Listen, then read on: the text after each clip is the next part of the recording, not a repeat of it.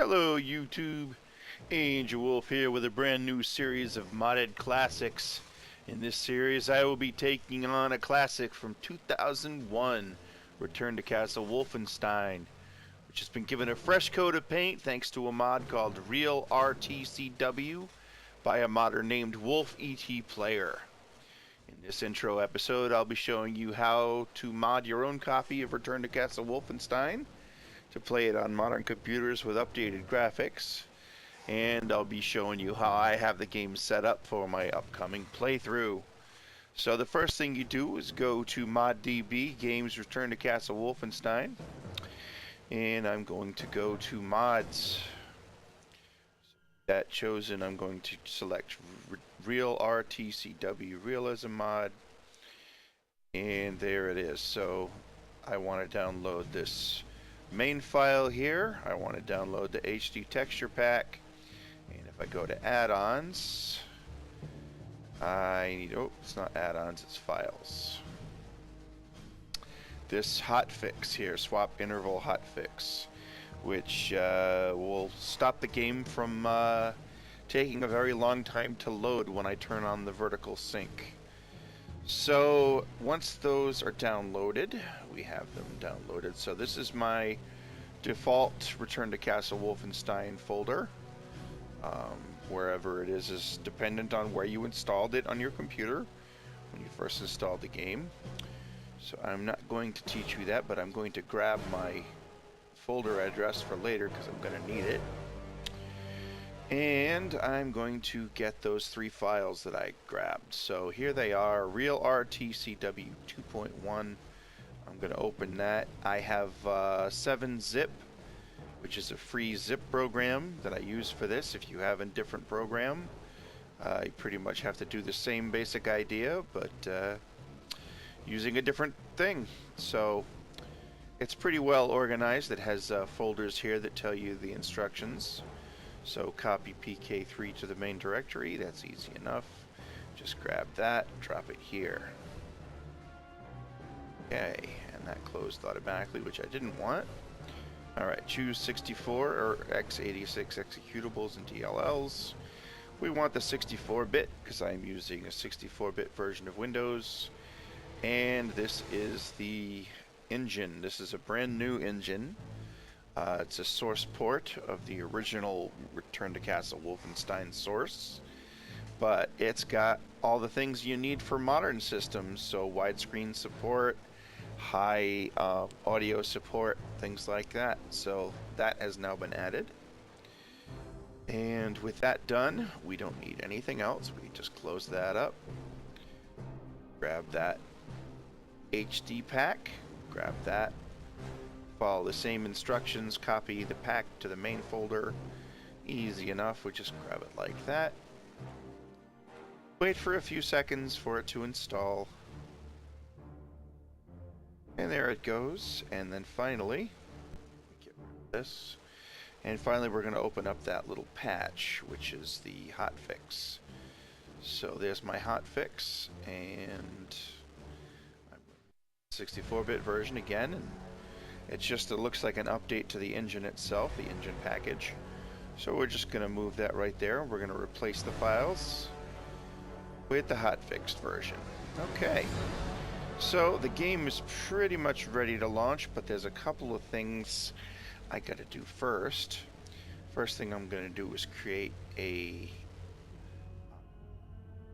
file on the hard desktop. To create a desktop shortcut, you just go like that, create the shortcut on the desktop, and it should be right here. And as you can see, I've already renamed one previously to RealRTCW, so I don't really need that extra shortcut.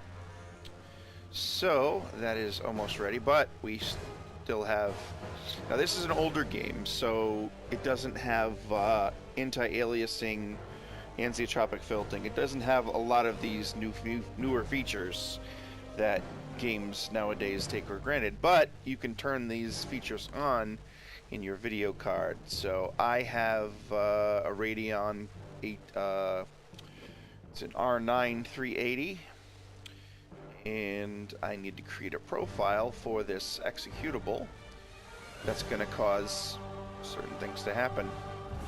So let's add a new profile. We're going to browse. And here's where I use that folder I copied earlier. So I can just jump right to here, grab that. Okay, give it a second. Update. Yeah, it's not responding because it's updating, and there it goes.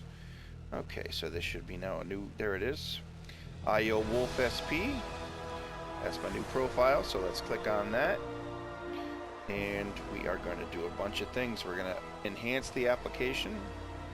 We're going to turn it up to super sampling. We're going to activate the anisotropic filtering. We're going to crank that all the way up. We're going to put the texture filtering on high. We're going to turn on the vertical sync, turn on the triple buffering, and the frame rate control is already set. So that is all the things we need to set up within the video card setting. Now, if you have an NVIDIA video card, it's pretty much the same idea through whatever control panel NVIDIA has, and you're completely on your own with experimenting with those settings to get the same properties. But anyway, I'm going to stop the music there, and I'm going to launch the game. This is what you will see it start off in windowed mode. So I'm going to go here. We're going to upgrade, change things a little bit. We're going to change the resolution. Oop. Oh. Want a nice widescreen res. Okay, 1920 by 1080, and yes. And switches. And it's back.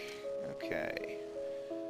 So we've got this new scene. Let's go in here and change some of the other settings here. We got high light mapping, high geometric detail. Let's go extra. Bring everything up as high as we can because this is an old game and it should run beautifully no matter what. Sound, we'll change the sound quality to 44. The engine needs to reset. Second. There it goes. No. Alive. Is it dead? Oh, there it is. Okay. So the game is back.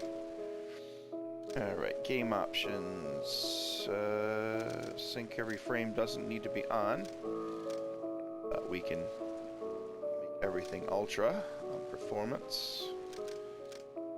All the way up except for low quality sky. We don't want a low quality sky. We want a high quality sky. And we don't need to sync every frame because we already turned it on. Go crazy with Corona. Particles. And we can pretty much set up everything else ourselves. But before we do that, we're going to do one final test. We're going to start up the game.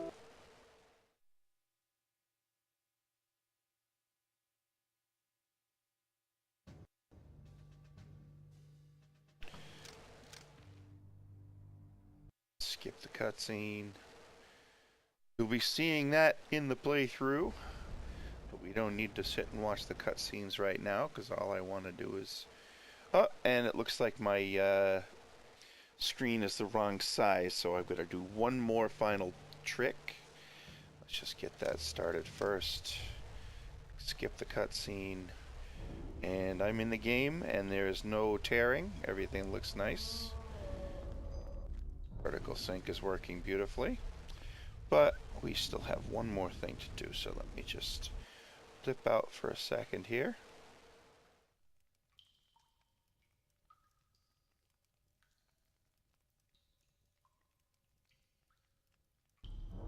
There it goes. Okay. So I need to fix that one thing that it said to do. This page here. Alright, it says this here. If you have issues with widescreen working wrong, type this in the console, CG fix aspect 2.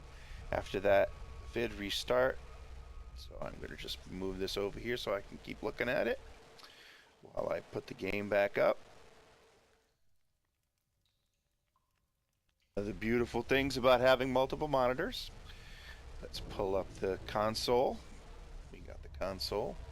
And we're going to CG fixed aspect 2. And it will be changed upon restarting. So after that we go vid restart. And the game will restart the engine.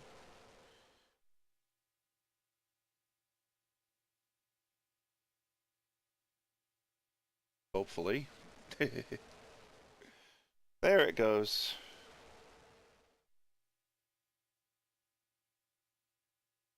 Alright, so now we can see everything on the sides of the screen. And it fills up our nice widescreen display. Looks like it's been adjusted a little bit too. So that is setting everything up, and now I have to go in and configure my controls. But as you can see, the textures, some of the textures look much better. And this game is running at beautiful speed, running at 60 frames a second. So I'm going to stop that there, and I will see you guys in the next episode, where I will start the beginning of the game.